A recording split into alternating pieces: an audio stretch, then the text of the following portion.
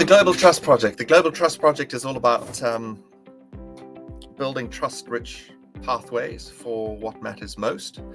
And the reason why that's a good idea is when you get trust into the room, things work a lot better, dramatically better. There's a huge swath of evidence that demonstrates that with trust in the room, things work better interpersonally, organizationally, institutionally, and also societally, and across all dimensions. They work better socially, economically, dramatically so, and also environmentally. So my job in this world is to help others at every dimension, through every dimension, and at every level to understand and operationalize trust.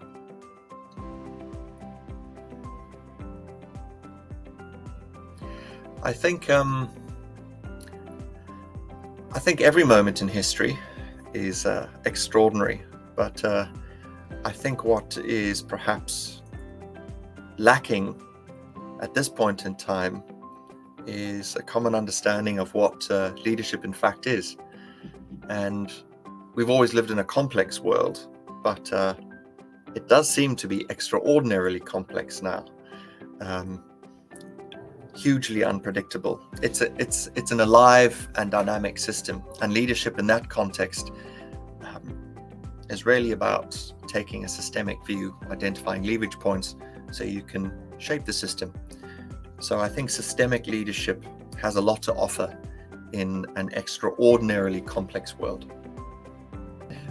At the risk of sounding trite, every project I work on now, for me personally, has an element of excitement, a deep element of excitement.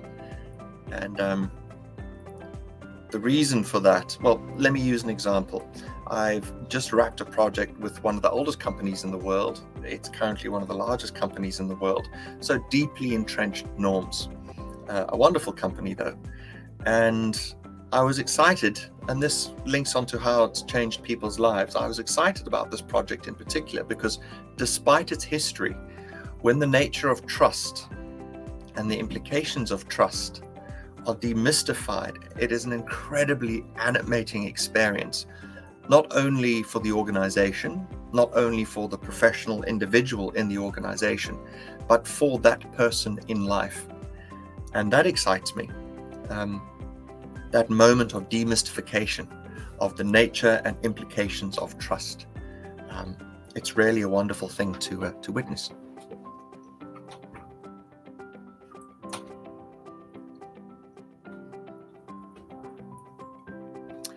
This reminds me of a saying, better are the hands that do than the lips that pray.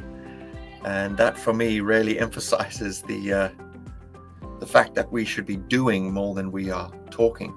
So yes, I think always there's a risk of talking more than we are doing.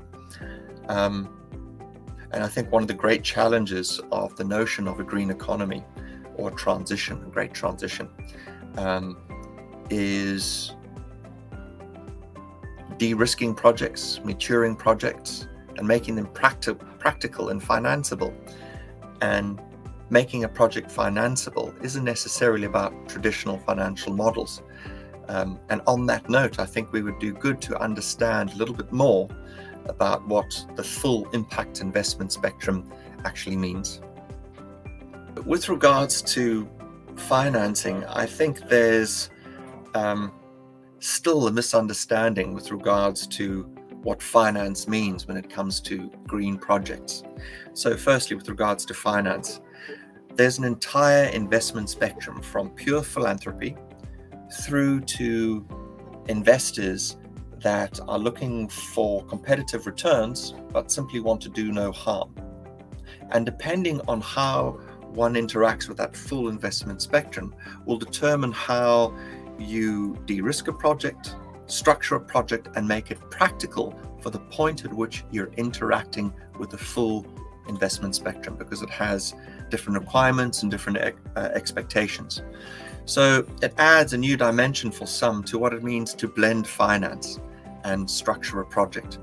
So that's what I mean by interacting with the impact investment spectrum.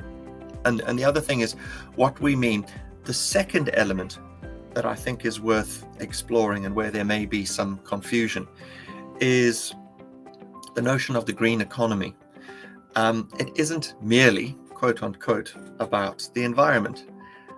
Everything is connected. This harks back to what I mentioned earlier about systemic leadership, or systemic approach to leadership. When we talk about the green economy, we're not only talking about stewardship of our physical environment.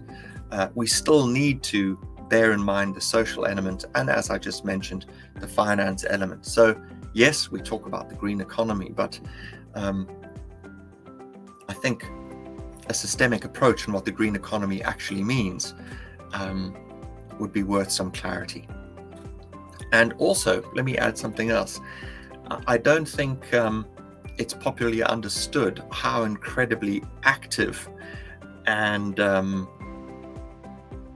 successful the interaction with the impact investment and spectrum is.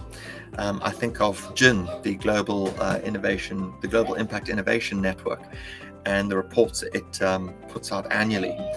Those who are investing in the impact investment spectrum are enjoying incredible returns, and capital markets worth around $200 trillion annually.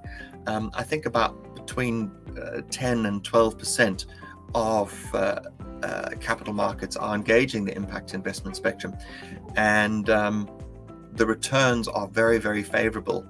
And that portion of global capital markets is growing quite considerably. And it's been said by more than one that if you create a sustainable investment project, it will be invested in. How can young people be inspired? I think I'm more interested in, although there's merit in inspiration, there really is, that does something neurologically. If one can be inspired, our behaviors are inevitably impacted. I get that. However, at this point, I'm more interested in enablement. There's inspiration all over. I think, generally speaking, well, this is a generalization, young people do have it in them that they can change the world. But I think what is lacking are the tools to change the world. There are many tools out there and many approaches, and they're applicable in different ways depending on where a young person is. In our context, the so-called developing context, I think one of the most powerful things that a young person can have in their life is deep tissue mentorship. Someone or group of people who can work with an individual or individuals and better enable them to understand the nature of a complex environment, empower them with a value set that understands better innovation, entrepreneurship, humility, and in addition to that, endurance. I think those are all practical tools and values which are invaluable in the world that we live in today, because one thing that certainly doesn't exist in our complex world today is straight lines. So if we can better enable young people to navigate a world like that, in which there are very few, if any, straight lines, but more of a complex setting, I think we can add some value to young people's lives. I think if one takes a magnifying glass to pretty much any country on any continent in the world, you will find extraordinary people doing extraordinary things. Packaging a group of people as a country and saying this country as a whole is doing something fantastic can be problematic.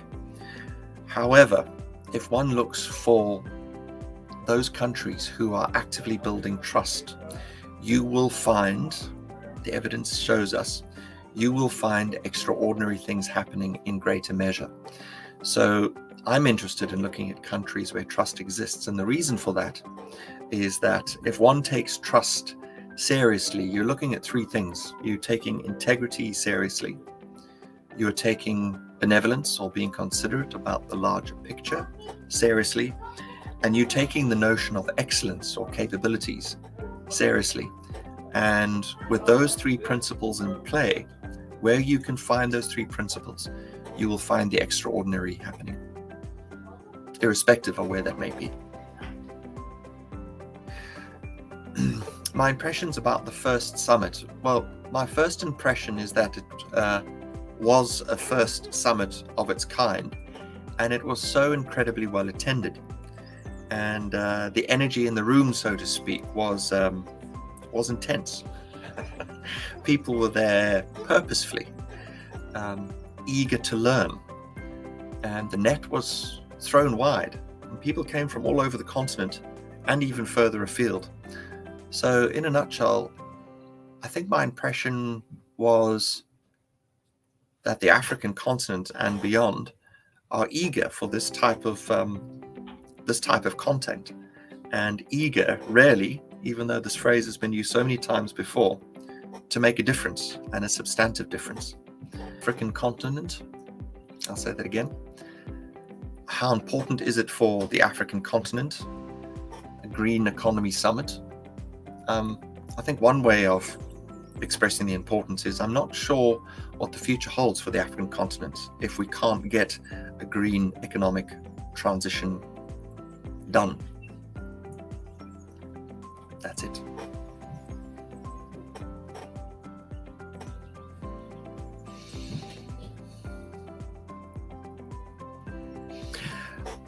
My message for the upcoming summit is perhaps a challenge for all of us, including myself.